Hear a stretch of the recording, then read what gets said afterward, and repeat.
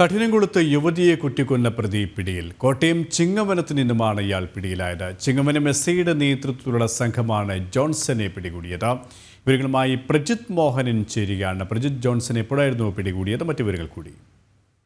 കഠിനംകുളത്ത് വീട്ടമ്മയെ ആതിരയെ കുത്തിക്കൊലപ്പെടുത്തിയ കേസിൽ പ്രതിയായിട്ടുള്ള ജോൺസനെ, കൊല്ലം യുവതിയുടെ ഇൻസ്റ്റാഗ്രാം സുഹൃത്തും കൊല്ലം സ്വദേശിയുമായ ജോൺസനെയാണ് പിടികൂടിയത്. കോട്ടയം ചിങ്ങവനത്ത് നിന്നാണ് പ്രതിയെ പോലീസ് കസ്റ്റഡിയിലെടുത്തത്. വിഷവസ്തു എന്തോ കഴിച്ചതായി വിവരം ലഭിച്ചതിനെ തുടർന്ന് ജോൺസനെ കോട്ടയം മെഡിക്കൽ കോളേജിലേക്ക് മാറ്റിയിട്ടുണ്ട് എന്നുള്ളതാണ് കഠിനംകുളം പോലീസിൽ നിന്ന് നമുക്ക് മനസ്സിലാക്കാൻ കഴിയുന്നത്.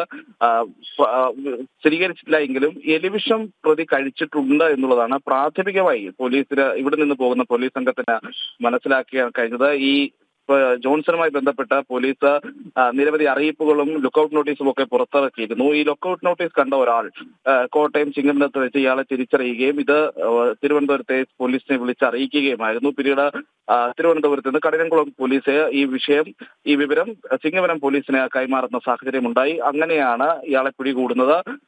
നമുക്ക് മനസ്സിലാകുന്ന അനുസരിച്ച് പ്രാഥമിക വിവരങ്ങൾ മാത്രമാണ് ഇതെല്ലാം. ഇയാൾ ജോൺസൺ മുമ്പ് ജോലി ചെയ്തിരുന്ന ഹോം സ്റ്റേയിലെ സാധനങ്ങൾ എടുക്കാൻ വേണ്ടിയാണ് പ്രതി അവിടെ എത്തിയത്. ഈ പോലീസ് പ്രതിയെ പിടികൂടുന്നതിന് ശേഷമാണ് താൻ വിഷം കഴിച്ചിട്ടുണ്ടെന്ന് പറയുന്നു. തുടർന്ന് പോലീസ് പരിശോധനയ്ക്കായി ആശുപത്രിയിൽ എത്തിക്കുകയായിരുന്നു.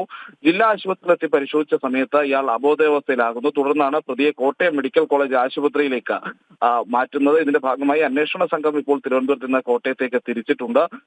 ഈ പ്രതിയുടെ ആരോഗ്യാവസ്ഥ അടക്കം പരിഗണിച്ചായിരിക്കും പ്രതിയെ കസ്റ്റഡി എടുക്കുന്ന അടക്കമുള്ള നടപടികളുമായി പോലീസ് മുന്നോട്ട് പോകുക. എന്തായാലും പ്രതിയെ പിടികൂടിയിരിക്കുന്നു. ഈ ആതിരയെ കൊലപ്പെടുത്തിയത് ജോൺസൺ ആണ് എന്നുള്ള വിവരമൊക്കെ പോലീസിന് നേരത്തെ തന്നെ ലഭ്യമായിരുന്നു.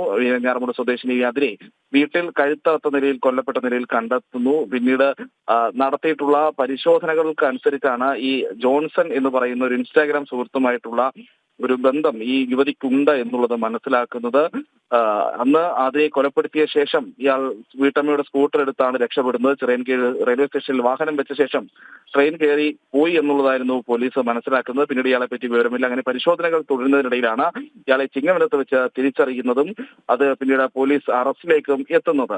ജോൺസൺ ആണ് ആതിരയെ കൊലപ്പെടുത്തി എന്നുള്ള കാര്യത്തിൽ പോലീസ് ഏകദേശം ഒരു സ്ഥിരീകരണമുണ്ട്. ഇയാൾ യുവതിയിൽ നിന്ന് പണം തട്ടിയെടുത്തു. ഒരു വർഷക്കാലമായി ഇയാൾക്ക് യുവതിയുമായി അടുപ്പം ഉണ്ടായിരുന്നു തുടങ്ങിയിട്ടുള്ള കാര്യങ്ങളെല്ലാം ഇപ്പോൾ തന്നെ വ്യക്തമായിട്ടുണ്ട്. എന്തായാലും വിവിധ ചിത്രങ്ങളടക്കം ബ്ലാക്ക് മെയിൽ ചെയ്ത് പണം ആവശ്യപ്പെടുന്ന സാഹചര്യങ്ങളൊക്കെ ഉണ്ടായി എന്നുള്ളതും മനസ്സിലാക്കുന്നുണ്ട്.